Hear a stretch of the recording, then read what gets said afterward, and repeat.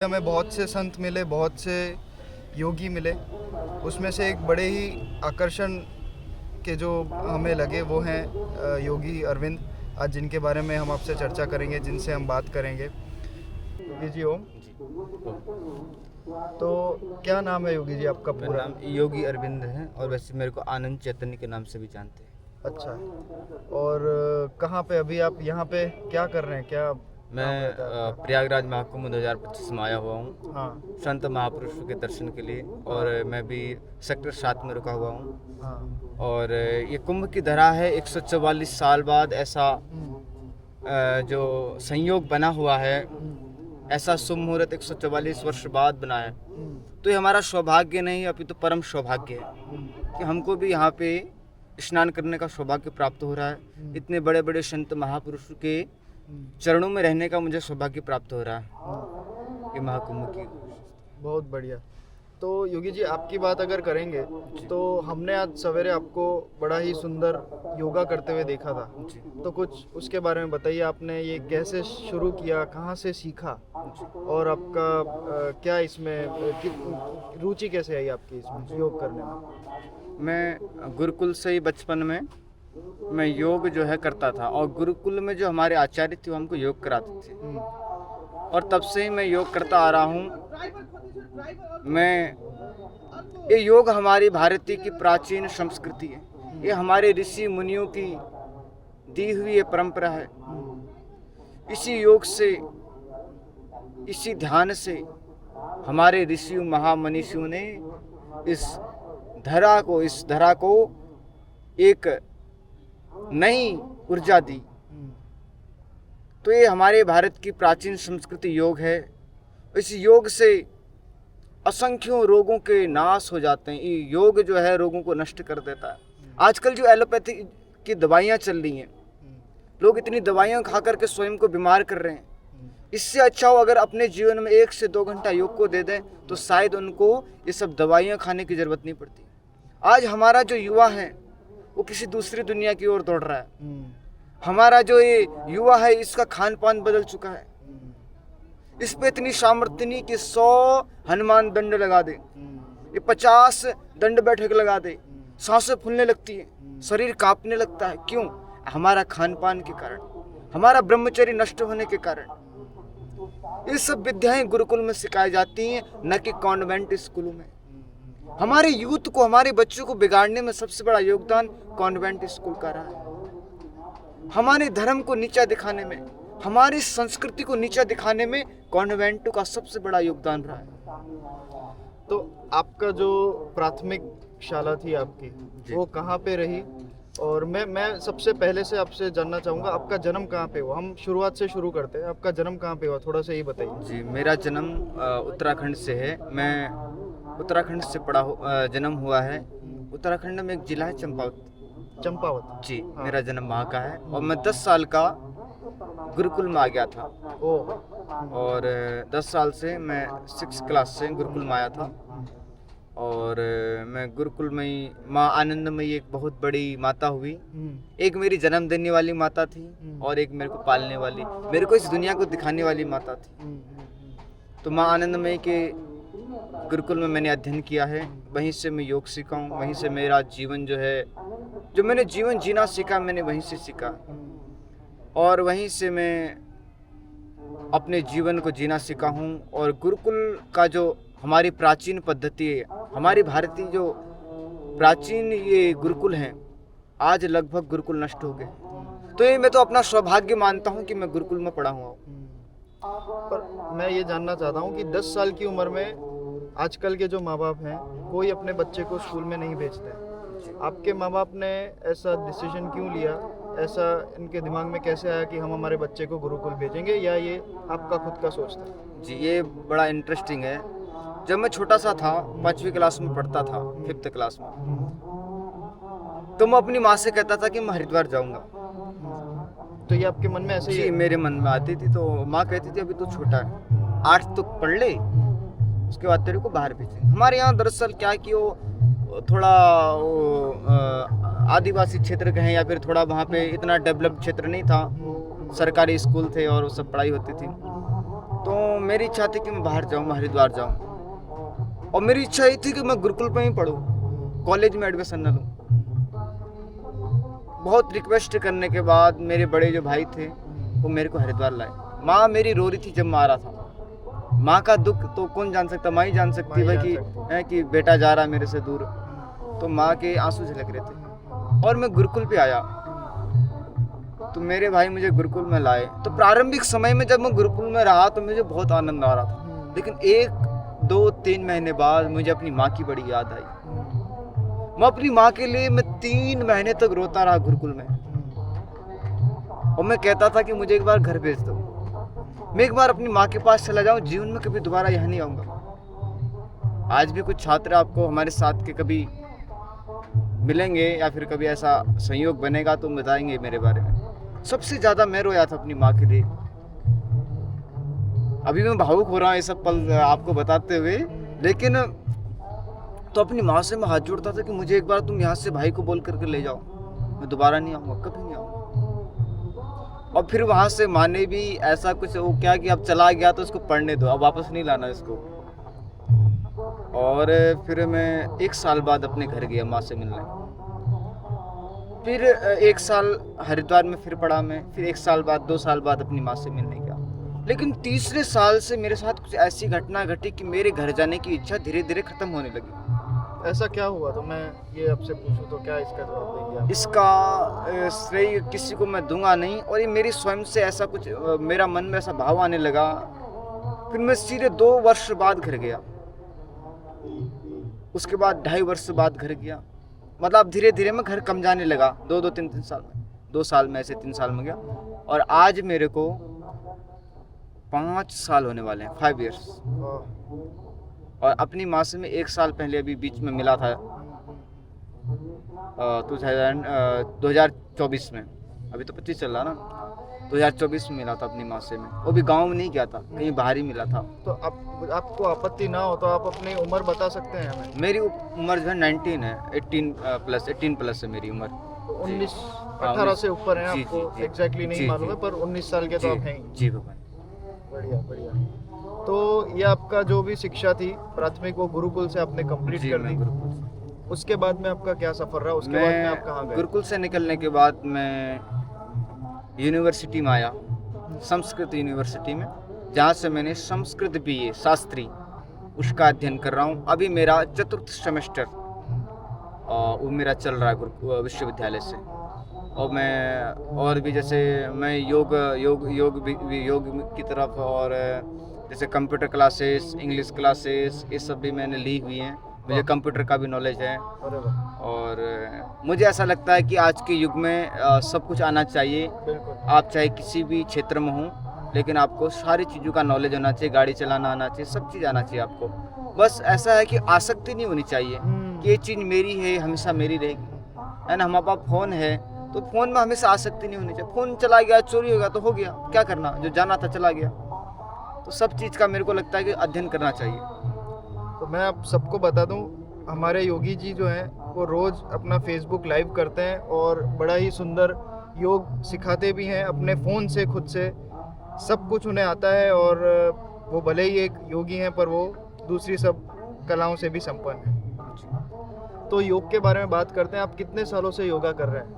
मेरे को 8 years हो गए, 8-9 साल हो गए मेरे को।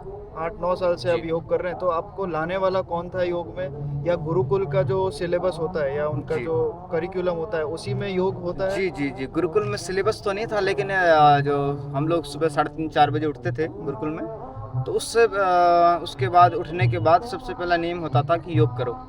अच्छा। फ्रेश इत्यादि होने के बाद योग करो। तो 1-2 घंटा हम लोग 1.5 घंटा योग करते थे। नहीं, पर योग करो मतलब किसने सिखाया? योग में जी, वहाँ पे जो आचार्य थे, जो हमारे गुरुकुल के जो आचार्य थे, वो लोग योग कराते थे। और आप कितने बजे उठ जाते थे सुबह? हम 3:30-4 बजे उठते थे जी। रोज प्रतिदिन का नियम था। और ब्रह्म मुहूर्त भी ऐसे होता है। ब्रह्म मुहूर्त का समय वैसे क्या रहता है? 3:30 बजे के बाद 3:40, 3:30 बजे से और 5 बजे तक ऐसा ब्रह्म मुहूर्त उसमें आप कभी भी उठेंगे तो वो ब्रह्म मुहूर्त कहलाएगा। जी, ब्रह्म मुहूर्त कहलाएगा। ये ब्रह्म मुहूर्त में उठने का इसलिए प्रावधान है भगवान, क्योंकि एक तो ये भगवान की जो कृपा है, ऐसे शास्त्र में भी लिखा है कि ब्रह्म मुहूर्त पर उठने से मनुष्य को अच्छा कुछ प्राप्त होता है और मनुष्य अपने दिन को अच्छी तरह जीता है, उसको दिन भर में एक अच्छी एनर्जी मिलती है। और दूसरा कारण यह है, ब्रह्म मुहूर्त में उठने का कारण यह है कि 3:30 बजे से 5 और 6 बजे के बीच में ही व्यक्ति को स्वप्न दोष होता है। आपको एक भीतर की बात बता, स्वप्न दोष मतलब? वीर्य अपने आप निकलता है ना, कि स्वप्न में आता है तो अच्छा, वीर्य है। हाँ, हाँ। तो 3:30 से 4, 5, 6 बजे के बीच में ही आता है। अंग्रेजी में उसे नाइट फॉल नाइटफॉल, जी जी, नाइटफॉल। तो इसलिए भी ऐसा प्रावधान है कि आप 3:30 बजे के ब्रह्म मुहूर्त में उठे तो आपका वीर्य का नाश नहीं होगा, आप ब्रह्मचारी का पालन करेंगे। अच्छा, ये भी एक प्रावधान है ब्रह्म ये आपने मुहूर्त का। बड़ी अच्छी बात बताई। जी तो मैं एक और अब इसी से जुड़ी हुई एक और बात पूछना चाहूंगा, योगा की बात पे हम वापस से आएंगे जी कि क्या आप ब्रह्मचारी हैं जी और ब्रह्मचारी किसको बोला जाता है? ये 2 प्रश्नों का जवाब आप थोड़ा जी। दे सकते ब्रह्मचारी उसको कहा जाता है कि जो अपने वीर्य का नाश न करता हो, हैं? अपने वीर्य को बचाता हो और काम वासना की तरफ उसका मन आकर्षित ना होता हो। अगर होता भी हो तो उसको कंट्रोल कर ले। और 1 वर्ष से 25 वर्ष की आयु तक हमारे जो 4 आश्रम हैं, ब्रह्मचर्य, गृहस्थ, वानप्रस्थ, संन्यास्त, तो सबसे पहला आश्रम है ब्रह्मचारी। तो 1 वर्ष की आयु से लेकर 25 वर्ष की आयु तक व्यक्ति ब्रह्मचारी रहता है। आजकल तो नहीं है ऐसा सिस्टम, किंतु जब गुरुकुल में उस समय, प्राचीन समय में गुरुकुल थे, तो उस समय तो ब्रह्मचारी का प्रावधान था। वही जीवन में जी रहा हूँ। पर जब हम जैसे कि आजकल के जो बच्चे हैं जो स्कूलों में जाते हैं, आपकी तरह गुरुकुल में नहीं जाते हैं, जी हमें पढ़ाया जाता है कि ये साइंस है, ये एक प्राकृतिक प्रक्रिया है कि जो वीर्य है वो निकलना चाहिए हर 2-2, 3-3 दिन पे, और ऐसा बोला जाता है कि वो निकलता है तभी नया बनता है। तो ये कितनी हद तक सही है? नहीं, ऐसा नहीं है, ये कहीं कहीं मेरे को गलत भी लगता है। क्योंकि देखो, एक तो स्वाभाविक वीर्य जब बनता तो अपने आप निकलता है ना। जब कुछ ऐसा कुछ शरीर में घटना घटती तो वो श्रम के माध्यम से भी निकल जाता अच्छा। है ना। तो दूसरा ये है कि जो कॉन्वेंट स्कूल हैं, सबसे बड़ी हानि इन कॉन्वेंट स्कूलों ने हमारी संस्कृति को, हमारे गुरुकुलों को दी है। वीर का नाश कभी नहीं होना चाहिए, वीर को हमेशा बचा करके रखना चाहिए। वीर ही जीवन है। वीर अगर तुम्हारा नष्ट हो जाता है तो तुम जीवन जी नहीं पाओगे, तुम मर जाओगे। कितना भोजन करने के बाद 1 बूंद वीर बनता है, सही बात। आप उसको नष्ट करने के लिए कह रहे हैं? इससे बड़ी मूर्खता क्या होगी? वो भी नौजवान बच्चों को आप ऐसा संदेश दे रहे हैं। ये कितना गलत प्रभाव आप इस समाज को दे रहे हैं। बच्चों पे कमजोरी, बच्चों पे रोगों का आना, नौजवान बच्चों को हृदय रोग होना, कोलेस्ट्रॉल का बढ़ना, आजकल का खान पान और ब्रह्मचर्य नष्ट होने का सबसे बड़ा कारण है। तो इसका क्या करें योगी जी? हम सिटी में देखते हैं, हम चारों तरफ देखते हैं, हमें लड़कियां दिखती है, हमें अच्छा खाना दिखता है, सब भोगने वाली चीज़ें सब हमें दिखती है। अब मुझे ऐसा बोलना नहीं चाहिए, पर आप तो जी, यहाँ जी, पे रह बिल्कुल रहे हैं, आप आपके पास इतने सारे संसाधन नहीं है डिस्ट्रैक्ट होने के लिए, जी। या फिर आपका दिमाग कहीं इधर उधर लगाने के लिए। हम जो सिटी में रह रहे हैं, हमारे पास ऐसी 50 चीज़ें हैं जिनसे हम भटक जाते हैं। तो इनको हम एकाग्र कैसे करें? आप जो बता रहे हैं उस पर हम कैसे मार्गदर्शन पे चलें, उस रास्ते पर? सबसे पहले तो नियम में होना चाहिए, प्रातःकाल सबसे जल्दी उठें और उठने के बाद ध्यान करें। ध्यान कैसे करें? अपनी श्वासों पे ध्यान लगाएं। श्वास बाहर आ रही और भीतर जा रही, उस पर ध्यान। उससे क्या होगा? मन एकाग्र होगा, शरीर एकाग्र होगा, मन नहीं भटकेगा। उसके बाद आप जिस भी धर्म को मानते हो, हिंदू, मुस्लिम, सिख, ईसाई, अपने आराध्य को पूजें, अपने आराध्य का स्मरण करें। और हिंदुओं को तो मैं संदेश देना चाहता हूँ कि सबसे पहले हनुमान चालीसा का पाठ करें स्नान करने के बाद। हनुमान चालीसा का पाठ करें। और जो ये मन भटकता है, जो हम खान पान की ओर बढ़ते हैं, इस सबसे बड़ा आजकल का ये रोग लग चुका लोगों को। नौजवान बच्चे बच्चियां जानवरों की तरह आपस में लगे रहते हैं। क्या ये दुष्प्रभाव इस समाज पे पड़ रहा है? इससे सबसे बड़ा जो योगदान है इन युवाओं को ऐसी प्रेरणा देने पर, वो इस फिल्म इंडस्ट्री का। बड़ी ये सही फिल्मों में छोटे छोटे बच्चे ये सब देखते हैं, फोनों में, टीवीओं में माँ बाप, बच्चे, भाई बहन सब बैठे हैं, वो सब एक साथ ऐसे देख रहे हैं। तो हमारी मानसिकता कैसी बनेगी? आप कल्पना करो। क्या हमारे भीतर कोई संस्कार है? हम देखेंगे हमारे आइडल कौन है? हनुमान जी हमारा आइडल नहीं। हमारा आइडल ये सलमान हमारे खान हो गया। ये सलमान खान हो गया, शाहरुख हमारा आइडल सलमान खान हो गया। और इनका हमारे मुसलमान भाइयों का आइडल कौन है? सलमान खान। ये सब आजकल के एक्टर हैं। इनका idol doctor APJ Abdul Kalam नहीं है, जिन्होंने जो हमारे देश के राष्ट्रपति रहे। हमारे कुछ सिख भाई इनके आइडल आजकल के नाचने गाने वाले जो इन धर्मों का अपमान करते हैं वो हैं। ईसाइयों के जो आराध्य हैं वो उसको नहीं मान रहे, अपना आइडल इनको मान रहे हैं। सभी धर्मों में कमी तो है ना। सभी बिल्कुल। बच्चों को मैं संदेश देना चाहता हूँ, अपने उम्र के लोगों को, सबसे बड़ी कमजोरी हमारी यहाँ है। हमको इस चीज को समझना होगा, हमको अपने प्राचीन भारत की ओर लौटना होगा, हमारी अपनी प्राचीन संस्कृतियों को जानना होगा। अरे 25 वर्ष के बाद आपकी आयु है, आप शादी करो, संभोग करो, आपकी स्वयं की इच्छा है। पर उस समय पे जब 25 साल के बाद में जब हम शादी करेंगे, संभोग करेंगे, तब तो हमारा ब्रह्मचर्य टूट जाएगा। हाँ, तो ऐसा प्रावधान है ना, गृहस्थ जब आप लेंगे अच्छा, तो ब्रह्मचर्य तो नष्ट होगा, तब चलेगा, तब चलेगा। ऐसा शास्त्रों में तो विधान है। तो आप शादी तो इसलिए कर रहे हैं ताकि आगे हमारी आपकी जनरेशन आए, आपकी जनरेशन आगे जी जी जी जी। बढ़े। और जो शादी नहीं करता अपना साधु बन के रहता है, योगी बन के रहता है, अपनी ध्यान तपस्या करता है, अपने परमात्मा को पाने का मार्ग चयन करता है। तो इसको मैं कंक्लूजन पे लाऊं तो जो आपने अभी मेरे को बताया कि जो हम भटक रहे हैं सिटी में रहने वाले जो भी लोग हैं, जो हम भटक रहे हैं, वो ना भटके, तो इसके लिए तो सबसे पहले हम ब्रह्म मुहूर्त में उठें, ताकि जो नाइट फॉल बोला जाता है वो नाइट फॉल ना हो, और उसके बाद हम ध्यान मेडिटेशन करें, जी, योग और करें। योग करें, और ध्यान रखें कि हम खा पी क्या रहे हैं, क्योंकि हाँ। खाने पीने से भी बिल्कुल अपने मन के विचार पे बहुत फर्क जी, पड़ता है। जैसा और खाएंगे अन्न वैसा बनेगा मन। सही तो बात। ये जो बाहर का जो हम लोग चाउमीन, मोमोज, बर्गर, पिज्जा इत्यादि आजकल जो खा रहे हैं, हम भोजन नहीं कर रहे हैं, केवल उसको ग्रहण कर रहे हैं, तो वैसा ही हमारा मन बनेगा। और इससे सबसे ज़्यादा बच्चों को जो आजकल सांस फूलना, कोलेस्ट्रॉल बढ़ना, हृदय रोग होना, शुगर जो भी इसको मधुमेह कहते हैं, डायबिटीज, इसका होना, ये आजकल नौजवान बच्चों पे हो रहा है। पर मिलावटी इतनी है योगी जी, क्या करें हम सिटी में। तो सिटी में मिलावट है। मैं कहता हूँ इस भोजन का बहिष्कार करना चाहिए बच्चों को। अपना जीवन सुधारना है, निरोगी रहना है, तो घर का भोजन बनाएं, घर में खाएं। ये भोजन सर्वश्रेष्ठ है। हर जगह मिलावट है, आप क्या करें। नौजवान बच्चों को इतने भयंकर रोग हो रहे हैं जिनकी आप कल्पना नहीं कर सकते। तो योग की बात करते हैं, जब अपन योग की बात कर रहे हैं तो हम हमारे युवा को योग शुरुआत कहाँ से करवाएं।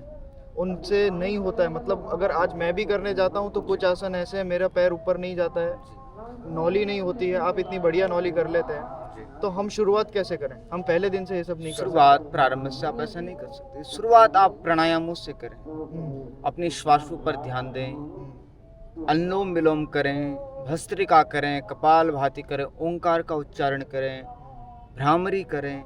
ऐसे कुछ सामान्य बैठे बैठे योग करें और एक आसन पर बैठने का अभ्यास करें।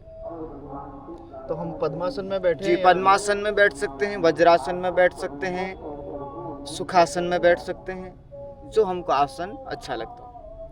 उसके बाद जब आसन में आप बैठेंगे, आपका मन लगेगा, एकाग्र होगा योग के प्रति, तो आप धीरे धीरे स्वयं ही आएं और सूर्य नमस्कार करें। उसके बाद और सूर्य नमस्कार करने के बाद अन्य अन्य व्यायाम करें बैठे बैठे, वज्रासन, मंडूकासन, ये बहुत से आसन हमारे इसमें।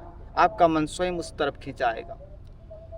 तो आप ऐसा आप कहना चाह रहे हैं, जब हम स्टार्ट कर रहे हैं तब हमको सिर्फ बैठ के ही आसन करने हैं, जी उससे धीरे धीरे प्रैक्टिस करने के बाद फिर हम जी, और योगों की तरफ और- बढ़ें। और आप आसन प्रारंभ की- में कुछ बड़े कठिन योग करेंगे तो शायद आपको इंजरी भी हो जाएगी। इंजरी भी हो सकती और मैं कहता हूँ बिना शिक्षक के, बिना किसी गुरु के आप कुछ गलत योग न करें, क्योंकि इससे आपके शरीर में आने वाले जो समय आएगा उसमें आपको दिक्कत हो सकती है।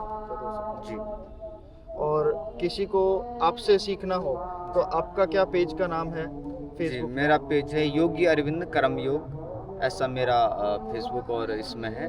तो इसमें आप कैसे, मतलब रोज लाइव सिखाते हैं या कैसे रहता है। अभी मेरा नया एक खुला है, मैं ज़्यादा इतना जानता नहीं था इसके बारे में, तो अभी तो मैं कुछ ज़्यादा है नहीं, लाइव नहीं आ पाता उसमें, सामान्य वीडियो डालता हूँ। अच्छा, जी, तो उसका कोई आप शुल्क लेते हैं। नहीं, मैं कोई शुल्क नहीं लेता। शुल्क कोई नहीं है उसका। ठीक है। तो योगी जी, ऐसा शास्त्रों में भी बोला जाता है, हमने भी बहुत लोगों से सुना है कि प्याज लहसुन खाने में नहीं खाना चाहिए, तो उसके बारे में थोड़ी टिप्पणी दीजिए थोड़ी। प्याज लहसुन शास्त्रों में ऐसा लिखा हुआ है, और यहाँ हमारे जो ऋषि महामनीषी जो संत महापुरुष हैं वो भी इसका वर्णन करते हैं कि भाई प्याज लहसुन नहीं खाना चाहिए। इसका बहुत से कारण वो बताते हैं। प्याज लहसुन इसलिए भी नहीं खाना चाहिए क्योंकि जो हम अपना भजन करते हैं, अपना ध्यान साधना करते हैं, ये उस ध्यान साधना को बिगाड़ता है, ये हमारी ध्यान साधना को पूर्ण नहीं करने देता। दूसरा, मैं आपको आयुर्वेद के अनुसार बताऊं, योग विज्ञान के अनुसार बताऊं, योग के अनुसार बताऊं, प्याज लहसुन को एक दवाई के रूप में लिया गया है, जड़ी बूटी के रूप में लिया गया है। उसे तो अमृत बोला गया है। जी, क्योंकि जो लहसुन है सर्दियों में ज़्यादा खाना चाहिए, एक गर्म रहता है, इसकी तासीर गर्म रहती है। और जो प्याज है उसको भी खाना चाहिए, लेकिन इसको ज़्यादा गर्मियों में प्याज को खाया जाता है ना, क्योंकि थोड़ा उसकी तासीर ठंडी रहती है। तो लहसुन प्याज को आयुर्वेद में अमृत के समान भी माना गया है। इससे बहुत ही अच्छी अच्छी जड़ी दवाइयाँ बनती हैं, ऐसा इसका मानना है। तो इसका कारण क्या है कि इसको अमृत कहा गया है शास्त्रों में? कारण मैंने आपको बताया ना, आयुर्वेद में इससे बहुत ही अच्छी अच्छी दवाइयाँ बनती हैं। और जैसे लहसुन है, इसको सर्दियों में खाना चाहिए, सर्दियों में इसका प्रयोग करना चाहिए। इससे जो है कि सर्दी भागती, आदमी की जो है गर्म आदमी को ऐसा महसूस होता है उसको खाने के बाद। और जो प्याज रहता है थोड़ा ठंडा रहता है, तो उसको ज़्यादा गर्मियों में खाना चाहिए, ऐसा वर्णन। उसकी जो तासीर है वो ठंडी जी, है, जी। सर्दियों में थोड़ा कम उपयोग जी करना जी चाहिए। जी जी।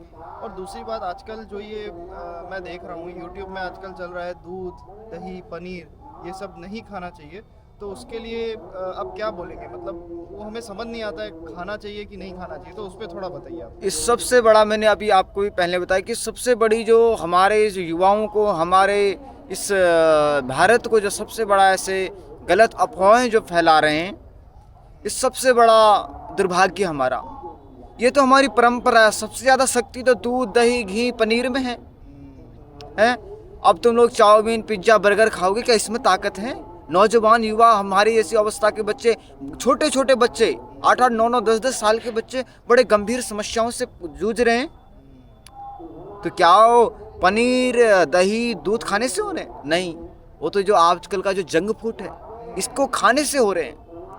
तो ये पनीर खाना चाहिए, दही खाना चाहिए, दूध खाना चाहिए, दूध पीना चाहिए, इन सब का प्रयोग करना चाहिए। और सबसे बड़ा प्रमाण ये है कि पहले लोग इतना बीमार नहीं पड़ते थे जी। और आजकल के बच्चे आप देखिए बचपन से ही उनके चश्मे होते हैं या बिल्कुल उन्हें डायबिटीज बिल्कुल होने लग गई है। बिल्कुल बिल्कुल। तो मैं बिल्कुल आपकी बात से सहमत हूँ कि आप बिल्कुल सही चीज़ एक बता रहे हैं। जी। तो पनीर के बारे में आप बताइए, उसका खाना चाहिए कि कैसे उसका लेना चाहिए? पनीर को भी बहुत ही ताकतवर माना गया है, पनीर भी खाना चाहिए। और पनीर जो है, पनीर का एक किस्सा मेरे को याद आया है। हाँ जी बिल्कुल।